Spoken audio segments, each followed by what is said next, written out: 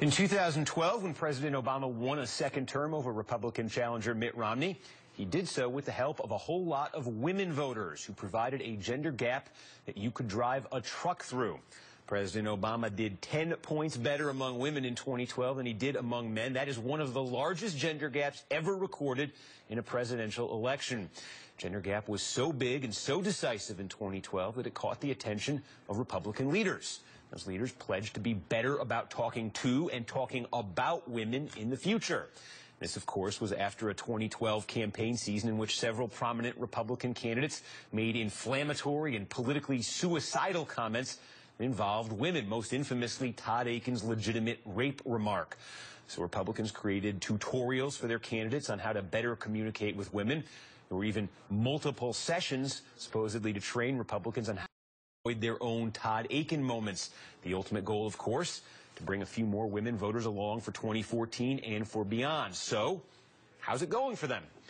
Well, the short answer is it looks like it's a work in progress. On Sunday, the conservative newspaper The Washington Examiner checked in on the process with a report on one of those recent messaging sessions, this one led by female members of the House.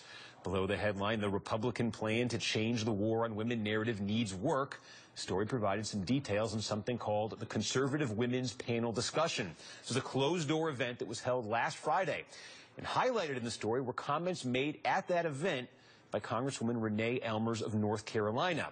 Renee Ellmers has in recent years been a go-to Republican on issues about messaging and about female voters. But here's what Ellmers said at that event on Friday. Quote, "Men do tend to talk about things on a much higher level," Ellmers said. "Many of my male colleagues, when they go to the House floor, they've got some pie chart or graph behind them.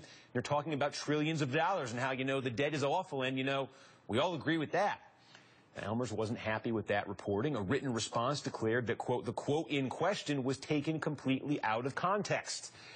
And so late this afternoon, the Washington Examiner posted the audio of Ellmers' comments in full. Here's a bigger part of what she said.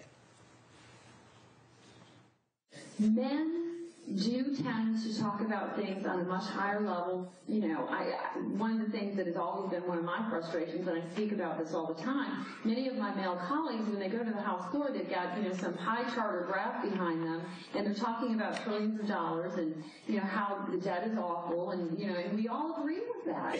But by starting off that discussion that way, we've already turned people away. Because it's like, that doesn't affect my life. I don't understand how that affects my life.